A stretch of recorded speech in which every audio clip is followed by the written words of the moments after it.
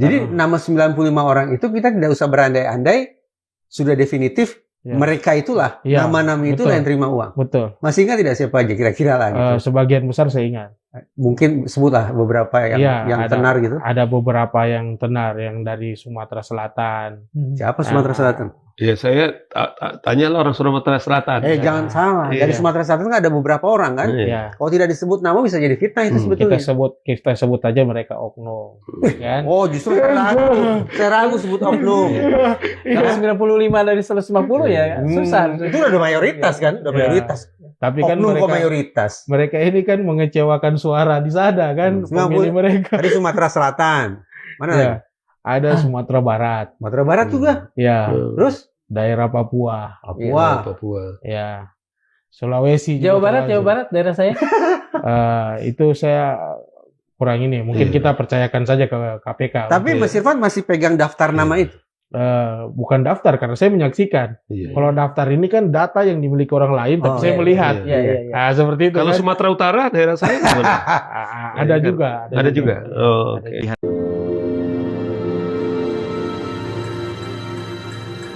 Mari kita simak cerita dari seorang pelapor bernama Muhammad Fitrat Irfan. Dia mengungkapkan bahwa dia mengalami intimidasi.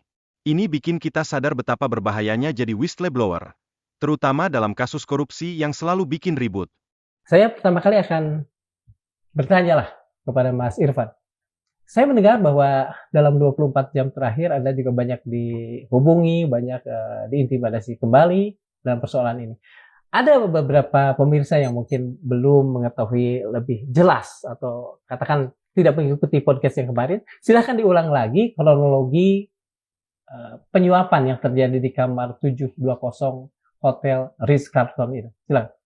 Ya, saya dengan Muhammad Fitrat Irfan dalam hal ini bertindak sebagai pelapor dari saudara inisial RAA, Rafiq Alamri, anggota DPD RI asal Sulawesi Tengah.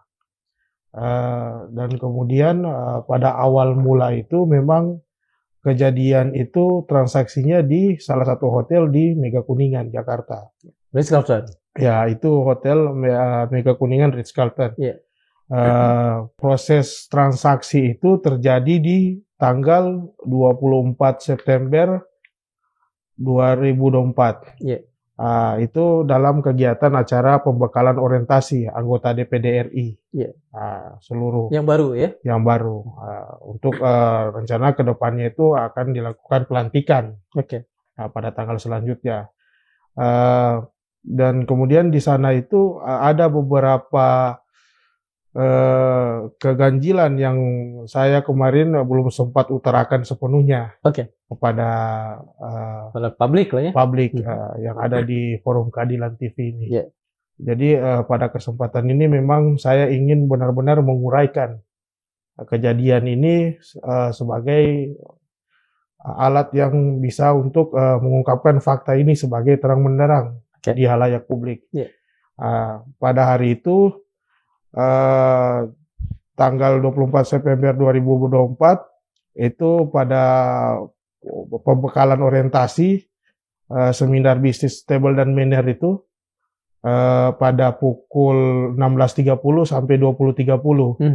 Di situ saya melihat ada beberapa keganjilan karena beberapa dari anggota DPD yang ada yang mengikuti pembekalan orientasi itu beberapa itu ada yang tidak ikut menghadiri acara table manner itu.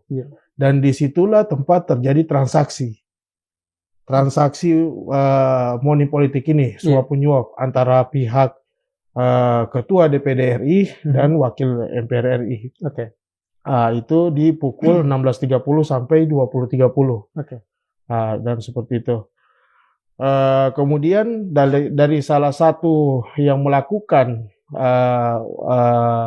dugaan tindak pidana korupsi ini dari perwakilan ketua DPD RI ini mengutus orangnya untuk bertemu dengan semua anggota DPD yang incumbent maupun yang baru. Polanya yang mereka mainkan itu ada yang langsung door to door ke kamar, ada yang melalui perantara. Nah, Ini jelas menunjukkan bahwa praktik korupsi udah merusak integritas lembaga negara. Gimana bisa dipercaya kalau kayak gini masih terjadi? Berlanjut ke isu yang lebih dalam, Ketua DPD RI diduga mengutus orang untuk melakukan transaksi. Ini kayak menunjukkan bahwa ada jaringan terorganisir di balik praktik suap di pemerintah. Salah satu dari pihak Ketua DPD RI ini berinisial JN. JN alias YN. Itu yang mereka utus untuk melakukan transaksi itu. Di jam-jam yang saya sebutkan tadi dari pukul 16.30 sampai 20.30 banyak keganjilan di sana. Ada anggota DPD RI yang mengaku dirinya sakit dan segala macam, tidak hadir pada ruangan itu. Acara resminya yang pelantikan orientasi itu. Dan saat itu terjadi tadi money politik itu ya? Kemudian bos saya itu melalui utusan dari ketua DPD itu, dia diantarkan uang dalam bentuk goodie bag dan amplop warna coklat. Di dalam amplop itu ada beberapa uang dolar di situ. Beberapa orang dolar yang pada saat itu diantarkan langsung ke kamar bos saya. Jadi, proses penyerahan uang itu dilakukan langsung di kamar bos. Ini benar-benar bikin kita bertanya-tanya. Dari mana sih uang itu berasal? Keterlibatan anggota DPD menambah kerumitan situasi ini, seakan semua udah dirancang dengan rapi. Dan ngomong-ngomong soal kerumitan, ada satu anggota DPD dari Bali yang tiba-tiba panik setelah menemukan uang di kamarnya. Dia bingung banget, kok tiba-tiba ada uang yang gak jelas asalnya? Ini pastinya bikin kita berpikir, jangan-jangan dia gak tahu apa-apa. Dan ada beberapa keanehan lagi yang saya lihat pada saat itu setelah proses penyerahan itu. Saya mendapat informasi dan saya menyaksikan ada salah satu dari anggota DPD RI asal Bali. Itu saya melihat dan saya mendapatkan informasi. Ternyata beliau itu dia kaget. Masuk ke kamar itu tiba-tiba dia mendapat ada sejumlah uang di kamarnya. Sejumlah uang dolar. Terus saya mengikuti di situ beliau. Beliau lapor gitulah? Bukan beliau lapor. Jadi pada saat saya mendengar itu dari teman staf yang lain, kalau beliau ini mendapatkan uang, dengan keadaan panik beliau langsung turun dari kamar ke arah lobi. Pada saat itu saya juga bersamaan turunnya. Saya melihat beliau ini gelisah. Jadi dari luar dia dari arah lobi dia ke WC, dari WC ke luar, dari luar ke resah dari luar dia ke restoran. Nama restoran itu ASEAN yang berada di luar coffee shop itu di Hotel Ritz-Carlton. Setelah proses penukaran uang di money changer, uang itu disimpan lagi di kamar bos. Ini menunjukkan bahwa ada upaya untuk menyembunyikan transaksi yang mencurigakan. Kayak main petak umpet, tapi dengan uang. Siapa yang mau ikut bermain? Dari informasi yang beredar, sebanyak 95 anggota dewan diduga menerima uang dari satu kubu dalam pemilihan pimpinan DPD RI, sementara sisanya tidak terlibat. Waktu itu kan saya udah check out sama beliau. Saya bersama beliau itu check out untuk kita pindah hotel waktu itu. Pindah hotel karena bos saya ini kan bukan incumbent, jadi dia memulainya kampanyenya ini dari nol dan segala macam dengan kos politik yang murah, ibaratnya yang rendah. Jadi dia tidak memiliki uang. Pada saat itu beberapa dari orang yang 95 orang yang saya sebutkan kemarin itu dikumpulkan di dalam satu hotel. Pindah hotel ke Hotel Art Hotel Senayan di belakang GBK itu. Jadi dari pihak pimpinan DPD RI ini sengaja untuk memindahkan mereka dalam satu hotel itu memang untuk dia memetakan kekuatan itu dari 95 orang yang ada. Itu pada sore harinya setelah jam 12 siang itu saya tiba check-in di Hotel Art Hotel Senayan yang di belakang GBK itu.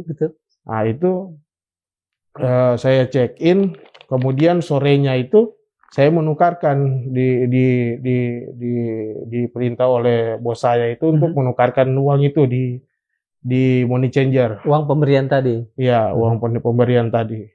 Jadi uang yang $5.000 Amerika Serikat dan $8.000 Amerika Serikat itu saya bersama-sama dengan bos saya, saudara RA ini menukarkan uang itu di Pondok Indah Mall, PIM 2. Iya. Tunggu saya lihat itu di PT Berkah Wijojo Valasindo. Oke. Nama money changer-nya ya? Ya, nama money changer-nya. Itu di lantai 1 basement utara. Oke. Tepat pada pukul 17.00.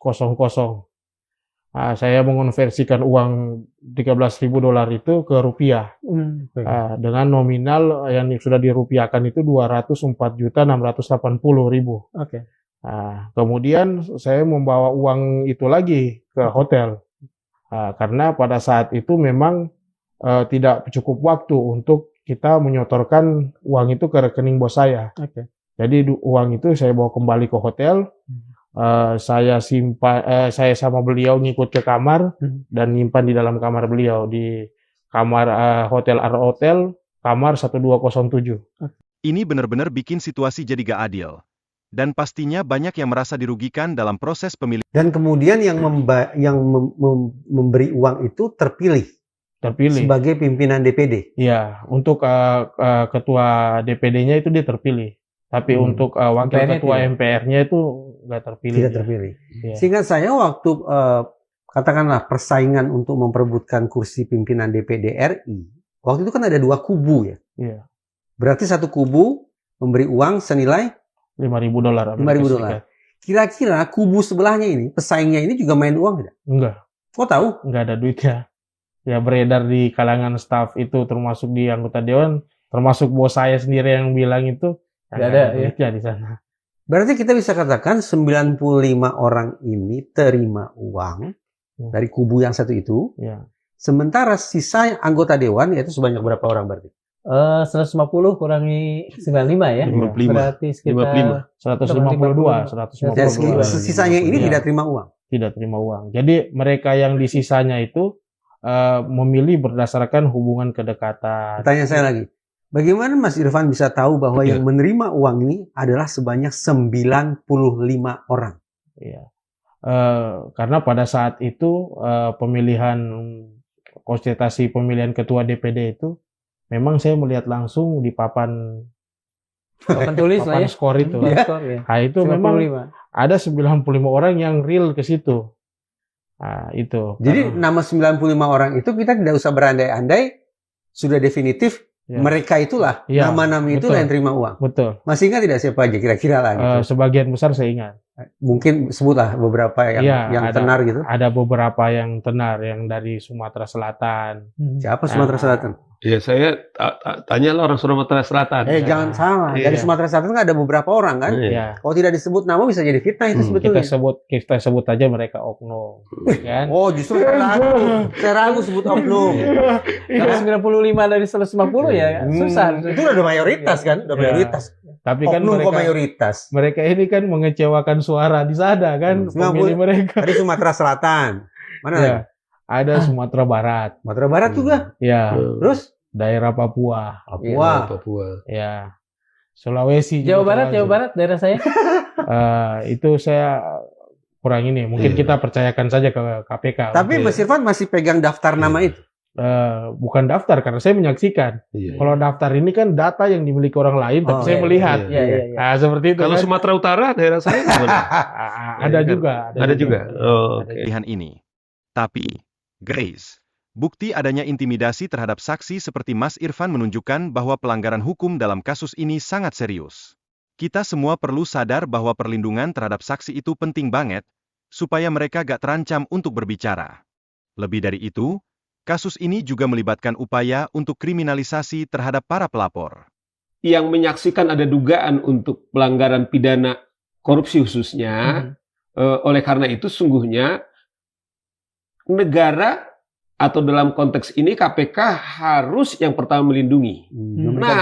Ya harus. Persoalannya ini udah 40 harian lebih. Mas. Ya, makanya oleh karena itu melalui juga apa yang disaksikan oleh Mas Irfan, kita dorong ini betul-betul ini kepada kawan-kawan di KPK bahwa ini harus serius ditindaklanjuti.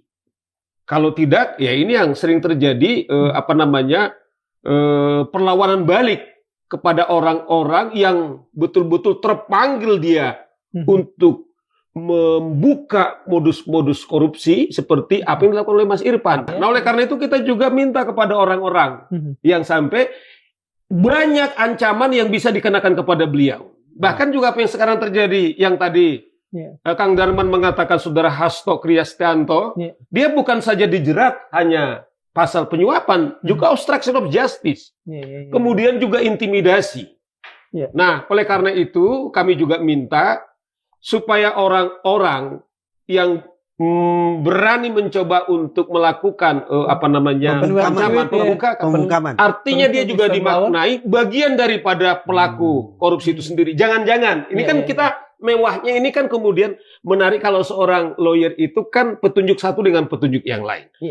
Artinya kalau ada orang berani meneror beliau, bisa dimaknai kelompok itu juga bagian daripada pelaku yang Kita semua berharap KPK bisa bangkit dari kondisi sebelumnya yang penuh masalah internal. Kita butuh perubahan, guys. Tapi, yang lebih menyedihkan lagi adalah kriminalisasi yang dialami oleh Mas Irfan dan Mas Karyoto. Mereka jadi korban penyalahgunaan kekuasaan yang terjadi. Ini menunjukkan betapa rapuhnya sistem hukum di Indonesia saat ini. Reaksi cepat dari pihak kepolisian terhadap laporan ini bikin kita curiga, ada tekanan atau pengaruh dari pihak tertentu? Ini semua mengarah pada pertanyaan tentang transparansi dalam proses hukum. Kemarin saya dikriminalisasi ada upaya kriminalisasi. Ya, betul. Ada upaya kriminalisasi di Polda Metro Jaya. Nah, itu saya mendapatkan intimidasi juga dari pihak-pihak ini. Termasuk ada yang bujuk rayu juga. Kalau jangan sampai begini, jangan sampai begitu. Nah, nanti imbasnya ke sini. Kalau bisa kamu nggak usah cari panggung lah, seperti begini-begini kan, seperti itu. Ya banyak lah seperti itu. Cuman saya di sini kan memperjuangkan yang benar, Jadi memang kita, ya saya